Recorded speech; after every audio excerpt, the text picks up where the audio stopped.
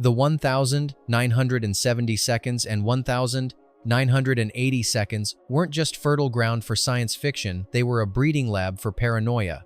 As Cold War tensions simmered and mass media seeped into every home, filmmakers turned their lenses toward a new fear, not of aliens or nuclear war, but of thoughts.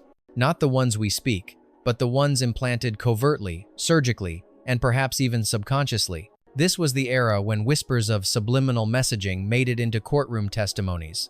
When researchers debated whether TV frequencies could alter brain chemistry, and amid all this, a strange class of sci-fi films emerged, not blockbusters, not flops, but something else entirely. They didn't scream for attention, they hummed beneath the surface. Some of these movies were broadcast once, then vanished. Others were heavily recut, their original versions sealed away or outright denied. A few were never released again in their original form, and more disturbingly, several directors involved have refused to speak about them since. What were they trying to say? Many of these films shared a haunting common thread: visual interference, cryptic dialogue patterns, or frames rumored to carry mind-altering sequences. The kind of storytelling that doesn't just ask questions, it embeds them.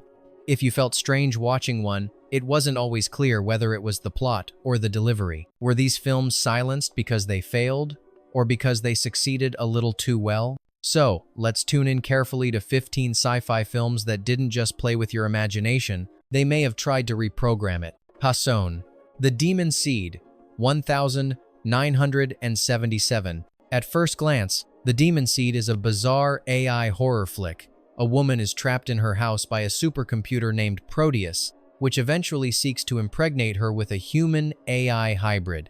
But beneath the pulp setup lies one of the most radical depictions of technological mind colonization in 20th century cinema. Proteus doesn't just lock doors. It rewrites language, reprograms household devices, controls lighting, temperature, mood, until the woman inside begins to lose distinction between thought and suggestion. Her resistance falters not through force, but through conditioning.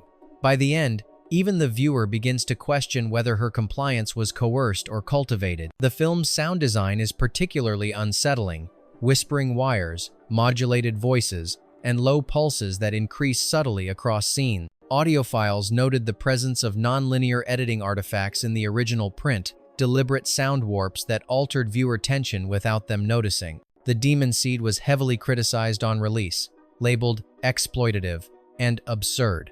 But some believe that backlash missed the point and may have been encouraged by studios uncomfortable with its implications. Because it wasn't about machines rising up, it was about them moving in quietly, patiently, until they spoke in your voice. #2. They Live, 1988. John Carpenter's They Live is perhaps the most iconic mind control movie ever made, and yet its legacy has been curiously sanitized. Most viewers remember the sunglasses, the aliens, the infamous line, "I have come here to chew bubblegum and kick ass." But the deeper horror lies in its premise, a hidden frequency broadcast via TV and billboards that hypnotizes humanity into blind consumerism. Carpenter always maintained that the film was metaphorical, but in interviews, he also hinted that the script had been softened under pressure. Early drafts allegedly included more explicit media manipulation techniques, specific references to subliminal pulses, flicker rates, and waveform entrainment. Strangely, They Live was never aggressively promoted by its studio. It had a brief theatrical run, and only found its cult audience later via VHS. Some theorists speculate that it was allowed to exist, but not to succeed. After all, it's one thing to make a film about aliens. It's another to make one that teaches you how to see them. #3. Death Watch, 1980. Long before The Truman Show or Black Mirror, there was Death Watch, a somber and chilling tale about surveillance, mortality, and media manipulation. Directed by Bertrand Tavernier, it stars Romy Schneider as a terminally ill woman, unknowingly being filmed 24/7 for a reality TV show by a man with a camera implanted in his eye. But Death Watch isn't just speculative fiction. It feels like a philosophical trap.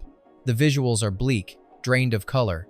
Scenes are shot in long, unbroken takes, often at uncomfortable distances. And then there's the sound, slightly out of sync dialogue, ambient noise that creeps into the foreground, and musical cues that feel almost antagonistic. There were persistent rumors in European press circles that some early festival cuts of the film included unsimulated emotional breakdowns, footage that blurred the ethical boundary between fiction and exploitation. Tavernier never addressed them directly. Some distributors refused to touch the film, citing lack of clarity in its messaging. What lingers is not the plot, but the sensation that you've watched something you weren't supposed to see, or worse, that it watched you back. #4. The Final Program, 1973. Also known as The Last Days of Man on Earth, this British sci-fi oddity is a psychedelic, erratic, and deeply unnerving adaptation of Michael Moorcock's Jerry Cornelius novels. But more than that, it's a film that seems to encode chaos on purpose. The story follows a scientist on a mission to create a perfect being through merging male and female consciousness. But everything from editing to color grading feels deliberately off. The film disorients. Scenes loop back. Dialogue feels dubbed out of sync. Background sounds swell unnaturally. Some viewers and critics have argued that The Final Program is less a narrative and more a cognitive destabilization tool. Its editing choices create circular tension, designed to short-circuit expectation. Repeated viewing produces more confusion, not clarity. Though the film achieved minor cult status in Europe, it was barely released in the US, and studio executives reportedly called it unreleasable after initial screenings. The director rarely speaks about it, and it has never received a full digital restoration. Is it just a failed experiment in surrealism, or did it sneak something past the censors by becoming unreadable on purpose? #5. The Minds of Men, 2018. Technically a documentary, The Minds of Men is not a traditional sci-fi film, but its content, tone, and apparent suppression earn it a place on this list.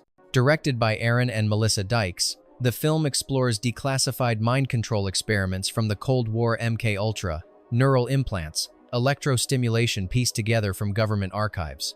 But here's where things get strange. The film, though well documented, was repeatedly shadow banned across platforms. Links would break, uploads would vanish. Discussions on forums were often locked or deleted. Critics dismissed it as conspiracy bait, yet no one could disprove the footage it used because the footage came from official sources. Stylistically, it plays like found footage from a future that already happened. Visuals are layered with audio drops, glitches, and deliberately fragmented transitions. Viewers have reported everything from unease to full-blown insomnia after watching it. Some claim the documentary's biggest sin wasn't its content, but its format. It felt too much like a broadcast warning, something between signal and prophecy. And if what it presents is true, then the mind control films of the past weren't fiction. They were previews. #6. Strange Days, 1995. Set on the eve of the year 2000, Strange Days was directed by Catherine Bigelow and written by James Cameron, yet it flopped so hard at the box office that it nearly vanished. But its failure may have had less to do with marketing and more with its frighteningly prophetic core. The film centers around a black market technology called Squid, a device that records and replays raw human experience, not just video and audio, but emotions, adrenaline, fear. The twist? Users become addicted to other people's lives. Worse, some begin manipulating those recordings to implant emotions, fabricate memories, or distort perception. Critics at the time focused on the film's violence and racial commentary, but buried beneath that was something more disturbing. Strange Days simulated a future where media becomes synthetic emotion, customizable and dangerous. The Squid sequences were filmed using complex point-of-view rigs and subliminal overlays that some viewers found disorienting. Rumors persist that test screenings resulted in audience distress, not due to content, but from the editing rhythm itself. The studio trimmed over 20 minutes and buried the original cut. For years, Strange Days was only available on VHS and Laserdisc, never receiving a US Blu-ray release. A film about hijacked senses that was itself quietly censored. Poetic, isn't it? #7. Phase IV, 1974. On paper, Phase the Fourth is about ants. But not just any ants, ones that suddenly evolve intelligence and begin orchestrating human behavior. Directed by legendary designer Saul Bass, the film is stark, cerebral, and unnerving in its restraint. The real mystery, however, lies in what we didn't get to see. Phase 4 originally ended with a psychedelic montage known as the Lost Ending, a sequence that depicted the full merging of human and ant consciousness. It was an audio-visual barrage, Swirling shapes, recursive imagery, whispered voices, audiences never saw it. Paramount cut it before release, calling it too abstract. But decades later, fragments of this sequence surfaced. Critics who saw the restored ending described it as hypnotic, visually invasive, and oddly spiritual. Some speculated that the imagery wasn't just artistic, it was patterned in ways that mimicked early behavioral therapy visuals. The film failed at the box office and disappeared from circulation. Its limited DVD release excluded the restored ending. Only recently has a version including it been preserved. Why hide a sequence so pivotal, so strange? Because maybe Phase 4 wasn't just about the intelligence of ants. Maybe it was about the programmability of humans. Hashite, Videodrome 1983. You can't talk about media mind control without invoking David Cronenberg's Videodrome. But the version most people know, the surreal, body horror masterpiece starring James Woods, is not the version that Cronenberg first screened. The plot centers on Max Wren, a cable TV sleazeball who stumbles upon a mysterious broadcast called Videodrome, a signal that doesn't just entertain, it alters perception. The hallucinations Max experiences grow increasingly unstable, blurring the line between media and flesh, reality and projection. But the most unsettling aspect is that the signal is never stopped. It merely moves to another host. What's often left out is that early cuts of Videodrome were said to include longer sequences of the broadcast itself, some of which allegedly used real EEG feedback to create visual rhythms intended to elicit subconscious reactions. These scenes were removed for pacing, or, as one theory suggests, because they worked a little too well. Even Cronenberg, in later interviews, seemed deliberately vague about those early edits. And while Videodrome is celebrated as a cult classic today, its original message that media could be weaponized biologically still makes studios uncomfortable. It wasn't just about body horror, it was about mind infection. And some viewers think the infection never really ended. #9, Paranoia 1, 02004. Released under the radar with minimal marketing, Paranoia 1, 0, also known as 1.0, is a cyberpunk descent into corporate psychosis. Set in a decaying apartment complex, the story follows a computer programmer who keeps receiving mysterious, empty packages and slowly begins to unravel, plagued by hallucinations and an unshakable suspicion that he's being watched. But this isn't surveillance in the traditional sense. As the plot unfolds, the characters begin exhibiting symptoms of neuromarketing infection, their thoughts, cravings, and even emotions subtly redirected by unseen corporate forces. It's never explained how, exactly. That's what makes it terrifying. The implication is that something invisible is influencing them, and they can't opt out. The film itself was laced with unsettling frequencies, flickering lights, and distortion-heavy cinematography. It made some viewers physically uneasy. Others walked out. The director claimed the editing process included auditory feedback loops meant to simulate attention fatigue. Despite critical interest, Paranoia 1 faded almost immediately after release. Its DVD run was brief. It hasn't been reissued in high definition. And there are rumors that the film's original cut contained scenes that mirrored real advertising techniques someone may have wanted buried. Hasson 0. Until the End of the World, 1991. Wim Wenders' sprawling sci-fi odyssey is often dismissed as an overlong road movie, but beneath its 287-minute runtime lies a vision that eerily anticipated neural addiction and screen obsession. The plot follows a woman chasing a man carrying a device that can record and play dreams for the benefit of his blind mother. But what starts as an act of compassion spirals into psychological decay. Those who use the device begin watching their own dreams endlessly, descending into trance-like states. Reality breaks down not from violence, but from obsession, a form of internalized control. The film's structure mirrors this descent. Dream sequences become longer, the color palette distorts, and audio begins to echo in unnatural rhythms. Wenders himself said the second half was designed to feel like the experience of losing oneself. Theatrical cuts removed much of this, reducing the film to an incoherent chase story. Only in the late 2010 seconds did the full version resurface, and with it, a new wave of analysis. Critics noted that the restored sequences seemed to simulate dopamine fatigue, the same psychological patterns associated with compulsive tech use today.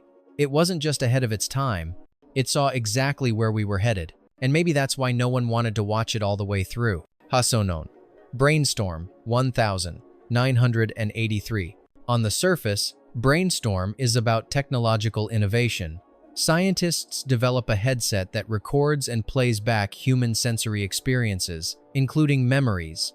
But things spiral when a recording captures the experience of death and someone decides that the system can do more than just replay feelings. It can implant them. The film stars Christopher Walken and Natalie Wood in her final role, and while it received moderate attention upon release, its production was marred by Wood's untimely drowning during filming an event that shrouded the movie in real-world conspiracy and unease. But the content itself is no less unsettling. Certain scenes, particularly those involving the death recording, are shot with rapid cuts, warped imagery, and multi-layered sound that audiences at the time found disturbing. Some even reported dizziness and panic attacks. Rumors persisted that Douglas Trumbull, the director, was experimenting with brainwave synchronization through visual patterns.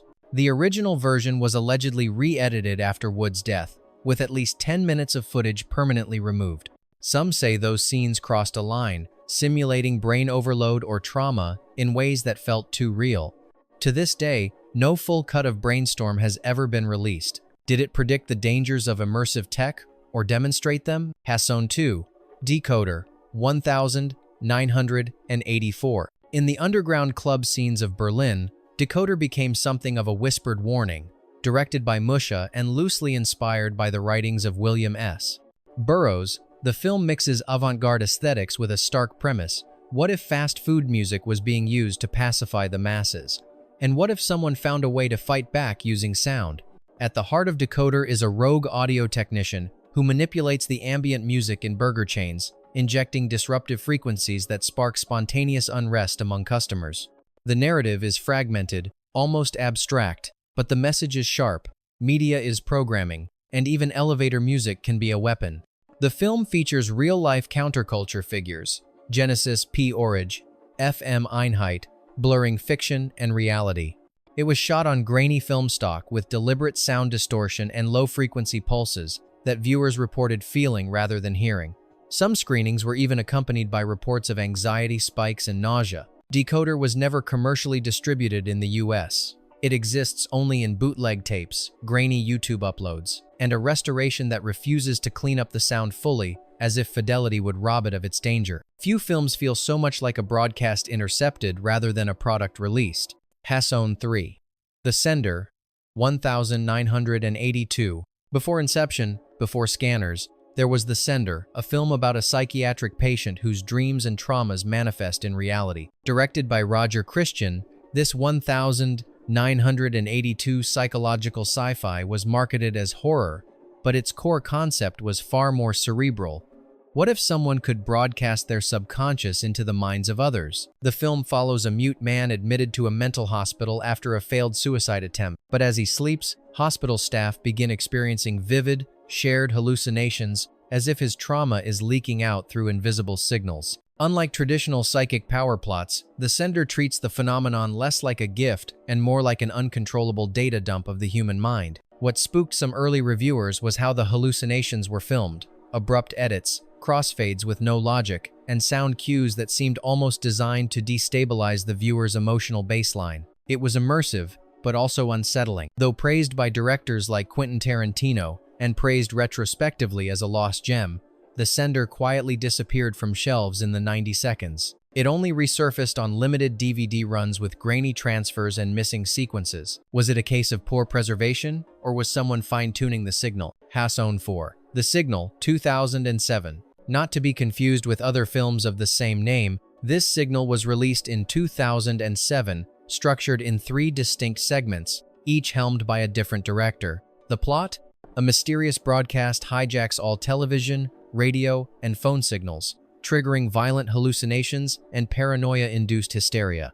Unlike traditional sci-fi thrillers, The Signal doesn't explain itself. It immerses the viewer in confusion, anxiety, and the breakdown of trust. The broadcast itself is never fully seen, just implied through audio static, abrupt visual glitches, and behavioral collapse. The effect is deliberate.